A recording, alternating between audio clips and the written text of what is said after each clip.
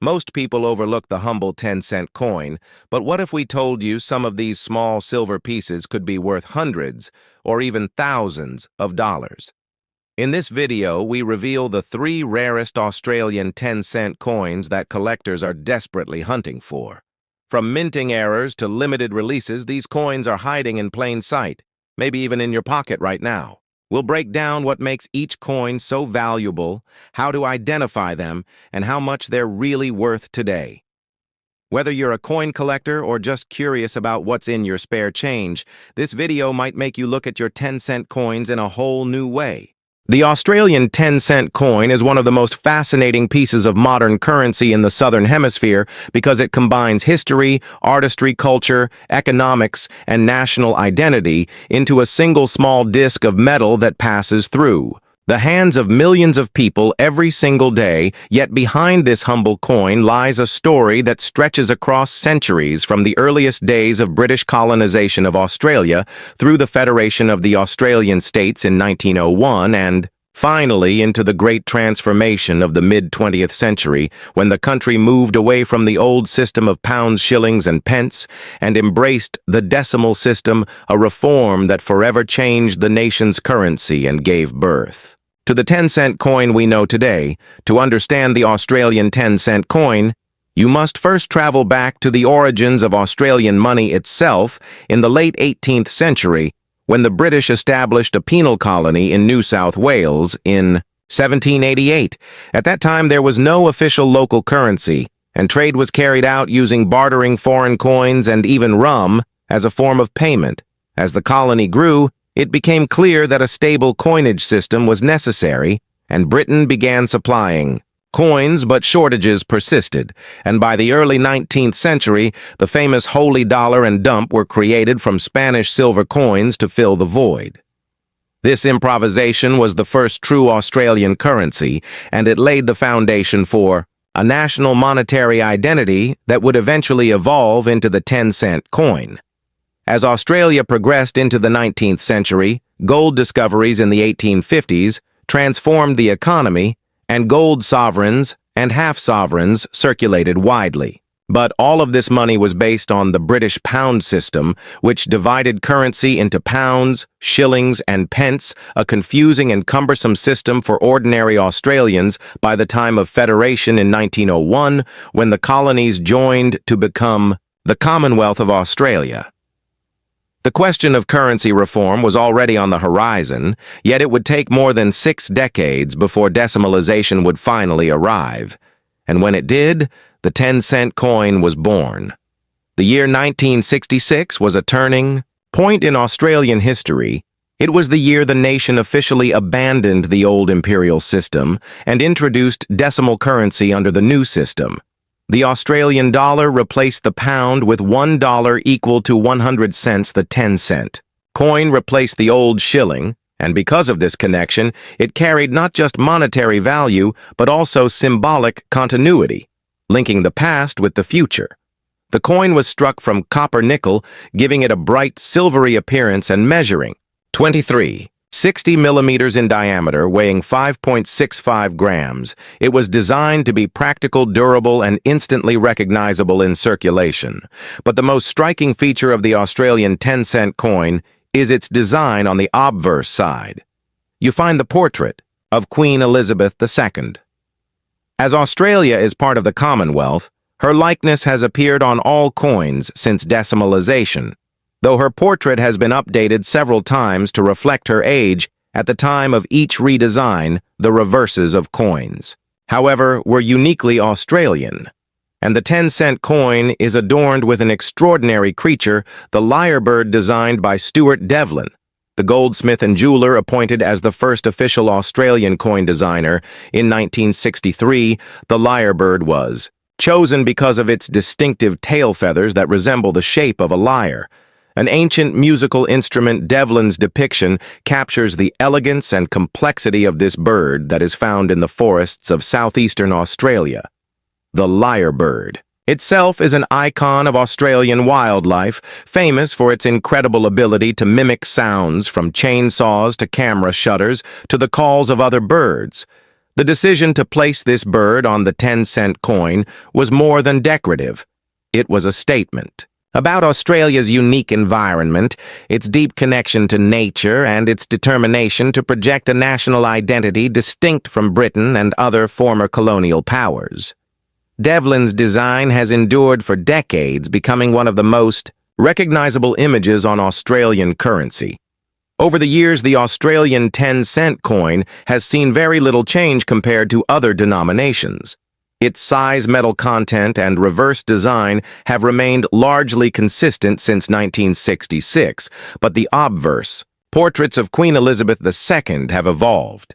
There was the youthful effigy by Arnold Machine, introduced at decimalization, followed by Raphael Maklouf's more mature portrait in 1985, then Ian Rank Broadley's design in 1999, which depicted the Queen with greater realism, and finally Jody Clark's portrait introduced in 2019, which shows her wearing the royal diamond diadem. Each of these portraits not only reflects the passage of time in the Queen's reign, but also anchors the coin. In its place within the Commonwealth tradition, collectors of Australian coins prize the 10-cent denomination. For several reasons, one is the rarity of certain years when mintages were low. For example, the 2011 issue had an extremely small circulation, mintage of just 7 million coins, making it highly sought after by numismatists compared to the hundreds of millions typically minted in other years. In addition, proof issues, special releases, and error coins with misstrikes or double stamping also attract collector interest. Some varieties, such as those struck with slight design flaws, can command prices far above their face value in the collector's market. Beyond rarity, the 10-cent coin tells a deeper story of Australia's journey in the late 20th and early 21st centuries. During the 1960s, when decimalization occurred, Australia was asserting itself as a modern independent nation, balancing its historic ties to Britain with its new place in the Asia-Pacific region.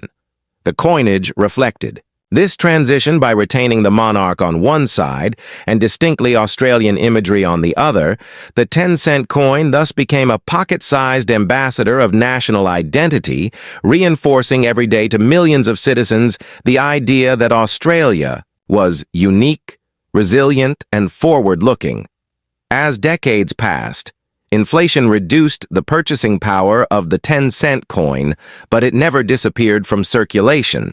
In fact, it has proven remarkably resilient, unlike the 1-cent and 2-cent coins, which were withdrawn from circulation in 1992 due to their low value. The 10-cent coin continues to circulate, actively used in vending machines, small transactions, and as essential change in cash-based payments. Its endurance demonstrates the practicality of its denomination size and weight and the affection Australians have for their coinage system. Economically, the 10-cent coin represents a balance point in currency policy, small enough to facilitate minor transactions, yet not so small that its production costs outweigh its usefulness. Over the years, debates have occasionally arisen about whether to discontinue it, especially as digital payments expand, but the 10-cent coin persists, partly because of tradition, partly because of its practicality, and partly because of its cultural value as one of the iconic symbols of Australian money. When looking at the history of the 10-cent coin, you cannot ignore the artistry of Stuart Devlin. His work on the entire first series of decimal coins has been celebrated worldwide, and the 10-cent lyrebird design stands out as one of his finest achievements. Devlin went on to design coins and medals for countries around the globe, but his Australian series remains his masterpiece. The coin, therefore, is not just money, but also a piece of art history, a testament to how design can embody a nation's values and environment. Today, collectors, historians, and everyday Australians continue to study, admire, and exchange the 10-cent coin. It remains a link between generations, a reminder of the great decimalization reform of 1966, and a celebration of Australian wildlife and craftsmanship. The coin you might find in your pocket or purse today is not just worth 10 cents, it is worth decades. of history, centuries of context, and countless stories of how Australia built its national identity through something as simple as a small piece of copper nickel, and as we look into the future, with King Charles III's portrait soon expected to replace Queen Elizabeth II on Australian coinage. The 10-cent coin is once again about to undergo a transformation, reminding us that coins are living history, always evolving with the times, yet carrying forward the weight of the past. The Australian 10-cent coin is therefore not only currency, but also culture, heritage, art, and legacy, a mirror of a nation's journey from colonial outpost to modern independent state. In the world of numismatics, every coin tells a story, and some stories are so layered that they transcend mere metal and engraving to become windows into history, politics, economy, culture, and national identity, and the Australian 10-cent coin of 1980 is a prime example, a piece that may seem ordinary in daily transactions, yet carries with it a long lineage of design decisions, minting practices, historical shifts, and cultural symbolism that together paint a vivid portrait of late 20th century Australia. To understand the importance of the 1980 Australian 10-cent coin, one must first step back to the very origins of the decimal currency system in Australia for generations. Australians used the British pound system, a complex arrangement of pounds, shillings, and pence. But in 1966, the nation undertook one of the most significant monetary reforms in its history, when the Australian government officially introduced the decimal currency system modeled after the global trend toward simplification and modernization. In that transformation, the 10-cent coin became one of the key denominations designed to replace the florin, which was equal to 2 shillings or 1/10 of a pound. Thus, the 10-cent coin carried forward not only a new identity within a new monetary system, but also a continuation of value that Australians were already familiar with in their everyday lives. The design of the 10-cent coin is perhaps one of the most elegant and enduring motifs in Australian coinage. It was created by Stuart Devlin, the highly respected goldsmith, jeweler, and coin designer who was later knighted for his contribution to art, and design. His vision for the coin captured the lyre bird, an iconic Australian species renowned not only for its physical beauty, but more importantly, for its astonishing ability to mimic sounds from the natural environment as well as human-made noises. The lyrebird symbolized the uniqueness of Australia's fauna, but it also represented adaptability, resilience, and continuity, qualities that resonated deeply with the Australian spirit. Devlin's design was simple, yet sophisticated, emphasizing natural grace over complexity, and his choice ensured that the 10-cent coin stood out as a national symbol that could be appreciated both domestically and abroad. By 1980, when our coin in question was struck, Australia was in the midst of important social and economic transitions.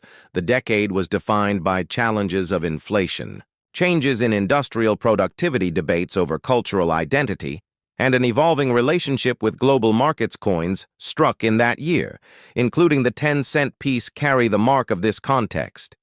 They were minted in large quantities by the Royal Australian Mint in Canberra, a facility that had been established in 1965 specifically to handle the new decimal coinage program. The Royal Australian Mint was not only a production house, but also a reflection of Australia's sovereign pride. In minting its own coinage after decades of dependence on British mints, the 1980 mintage of 10-cent coins reached into the tens of millions, ensuring that the coin became one of the most widely circulated denominations in the country. And yet, collectors and historians pay close attention to this year for subtle variations and minting quirks that distinguish certain examples from the general mass. The composition of the 1980 10-cent coin followed the standard specifications introduced. In 1966, it was struck in copper-nickel, an alloy of 75% copper and 25% nickel, which gave it both durability and a distinct silvery appearance. The weight was set at 5.65 grams with a diameter of 23.6 millimeters and a reeded edge, the obverse. As with all Australian coinage of the time, featured the effigy of Queen Elizabeth II. This portrait was the work of Arnold Machine, a distinguished British sculptor, whose depiction of the young queen wearing the Girls of Great Britain and Ireland tiara became a standard on Commonwealth coinage from 1966 through to the mid-1980s. Thus, the 1980 10-cent coin not only bore an Australian national symbol on its reverse, but also projected the constitutional monarchy on its obverse, tying together the dual identity of Australia as both a modern independent nation and a member of the wider Commonwealth of Nations.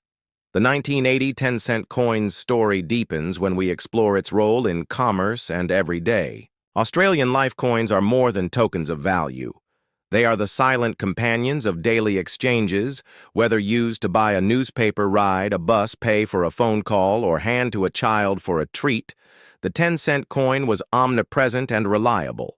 For Australians of the late 20th century, it was small enough to be easily carried, yet significant enough to matter in small purchases, and in many ways the rhythm of life in 1980s Australia can be felt in the clinking of these coins in pockets and purses from Sydney to Melbourne to Perth. Each coin carried unseen fingerprints and personal histories, and in this sense, every 1980 10-cent coin is both an artifact of national history and a vessel of personal memory. For collectors, the 1980 issue holds a special place, not because it is exceedingly rare in ordinary form, but because of the search for high-quality examples. Mint state coins, proofs, and error strikes in particular. Proof coins struck with extra care at the Canberra Mint. For collectors have become highly prized, showcasing the full detail of Devlin's lyrebird design with mirrored fields and frosted reliefs. Mint errors, such as off-center strikes, double strikes, or variations in planche quality, add yet another layer of fascination as these mistakes transform ordinary circulating coins into unique collectibles commanding prices far above their face value. The hunt for these variants keeps numismatists engaged and ensures that the 1980 10-cent coin continues to generate curiosity and scholarship. Historically speaking, the coin also reflects the evolution of Australian society in the post-war decades. By 1980, Australia had become more urbanized, more multicultural, and more deeply connected to global trade. Yet it also sought to emphasize its unique identity and natural heritage. And the choice of the lyrebird on the 10-cent coin continues to remind citizens of the delicate balance between modernization and tradition, between economic pragmatism and cultural pride in classrooms and coin collections alike.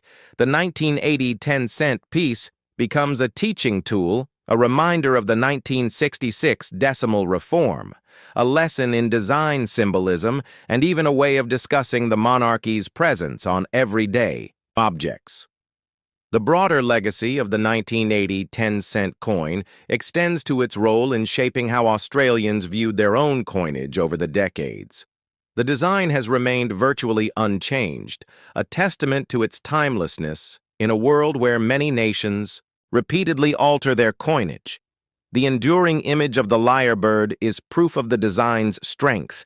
It is an anchor point of continuity through changing times, surviving inflation, economic recessions, technological shifts, and even the slow decline of physical coin usage in the 21st century. Digital payments may dominate today, but the 10-cent coin remains legal tender and still carries the same proud imagery. First envisioned in the 1960s every time someone encounters a 1980 10-cent coin. They are quite literally holding a piece of 20th century Australia preserved in cupra nickel. Thus, the Australian 10-cent coin of 1980 is more than just money. It is history condensed into metal. It is art accessible to all. It is a mirror of society and economy and culture at a pivotal moment in Australia's journey. And whether it lies in a collector's album in a cash register or forgotten in a drawer, it silently carries the legacy of a nation at a crossroads between past tradition and future ambition.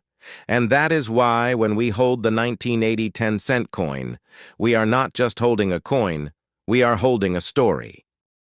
In the year 1966, Australia witnessed one of the most significant transitions in its economic and cultural history, the changeover from the British-influenced pound system to a uniquely Australian decimal currency, and among the very first coins, struck to symbolize this new beginning, was the Australian 10-cent coin of 1966, a coin that today not only holds monetary value, but also stands as a lasting historical artifact representing the nation's leap into modernity. To truly understand the importance of the 1966 10-cent piece, we must first take ourselves back to the world before decimalization, when Australians used pounds, shillings, and pence, a system inherited from centuries of British tradition.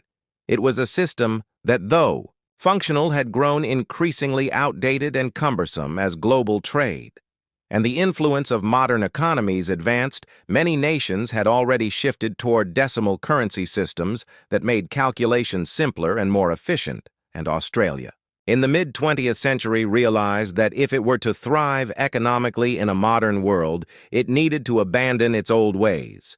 The government under Prime Minister Robert Menzies and later Harold Holt pushed forward with the bold plan to introduce decimal currency, and on February 14, 1966, a day remembered as Decimal Day, Australians woke to a completely new money system. The pound was replaced with the dollar and cents, and with it came a fresh range of coins, including the 10-cent coin, which would soon become one of the most widely used coins in the land. The design of the 1966 10-cent coin was entrusted to Stuart Devlin, a master craftsman and artist whose designs would become iconic symbols of Australian life. Devlin chose the image of a lyrebird for the reverse of the coin, a bird native to Australia, known for its extraordinary ability to mimic sounds from the natural world, as well as man-made noises, such as camera shutters, chainsaws, and even human voices. The lyrebird represented not only the beauty of the Australian environment, but also its uniqueness, something that set the nation apart from others in the world. The obverse of the coin bore the effigy of Queen Elizabeth II, sculpted by Arnold Machin, reinforcing Australia's status as a constitutional monarchy, while also signaling the country's ties to the Commonwealth. What makes the 1966 10-cent coin especially significant to collectors today is that it was among the very first coins produced in mass under the decimal system, minted in both Australia and abroad to ensure there were enough coins to serve the public. The Royal Australian Mint in Canberra began production, but so too did the Royal Mint branches in London and the Royal Canadian Mint in Ottawa. To meet the enormous demand, the sheer volume of coins struck in 1966 was staggering: over 30 million pieces from London, over 20 million from Ottawa, and hundreds of millions from the Canberra Mint. In total, more than 200 million 10-cent coins were produced in that very first year. But within this vast mintage lies the intrigue, the rarity, and the stories that excite numismatists around the world. Because not all 1966 10-cent coins are equal collectors. Today are fascinated by small variations, mint marks, and striking errors that transform what was once a simple pocket change coin into a rare and valuable piece of history. One of the most famous aspects of the 1966 10-cent is the matter of distinguishing where it was minted. While no official mint marks were placed on the coins, experts and collectors have learned to identify London strikes, Ottawa strikes, and Canberra strikes through careful study of details, such as the shape of the numbers, the sharpness of the lettering, and subtle differences in die preparation. These distinctions make collecting the 1966 series a rewarding challenge for those with sharp eyes and deep interest beyond the mint origins. Error. Coins from 1966 have become especially prized. Examples include misstrikes, double strikes, and off-center pieces, each of which reveals the imperfections of mass production at a time when machinery was being pushed to its limits to meet national demand. Another layer of fascination comes from the broader context of the time. Australia in 1966 was stepping out of the shadows of its colonial past and seeking its own identity. The very decision to introduce decimal currency reflected the desire for independence, efficiency, and a uniquely Australian system of commerce. The 10-cent coin thus became not just money, but a marker of cultural transformation for millions of people. Imagine the Australian citizen of 1966 reaching into their pocket and pulling out shiny new coins for the first time instead. Of shillings and florins, they now held coins denominated in cents, a system that was modern, international, and reflective of a young, confident country. This sense of national renewal was embedded in every coin that changed hands. The lyrebird itself was a brilliant choice of symbol for the new era, a creature so distinctly Australian that it could not be mistaken for anything else. Its intricate tail feathers and proud stance communicated beauty, resilience, and uniqueness, qualities that Australians of the 1960s were proud to embody today more than half a century later. The 1966 Australian 10-cent coin continues to circulate. Albeit in smaller numbers, many have been worn smooth from decades of use. Others have been preserved carefully by collectors, and still others have found their way into auction houses, where rare varieties can command prices far above their face value. Numismatists study the coin not only for its collectible worth, but also for what it tells us about the era, the politics, the technology, and the culture of a nation in transition. One cannot ignore the technical aspects of the coin, either struck in copper-nickel alloy measuring 23.6 millimeters in diameter and weighing 5.65 grams. It was designed to last, and indeed many examples from 1966 remain in remarkably good condition. The durability of the coin is a testament to the quality of Australian minting practices at the time, and to the foresight of those who understood that these coins would need to withstand generations of handling. For the historian, the 1966 10-cent is a gateway into the story of decimalization, the intense public education campaigns, the jingles, broadcast on radios and televisions, teaching Australians how to convert shillings to cents, the debates among politicians, the technical challenges of producing hundreds of millions of coins, and the excitement and confusion of everyday Australians. As they navigated the new system for the collector, the 1966 10-cent is a foundation piece. It is a starting point for a journey into Australian numismatics and an essential coin for any serious collection. Its varieties, its errors, and its historical context make it endlessly fascinating, and for the general public it is a symbol of a time when Australia made a bold leap forward, embracing change while honoring its traditions in the image of the monarch. The 1966 10-cent coin then is not just a piece of metal.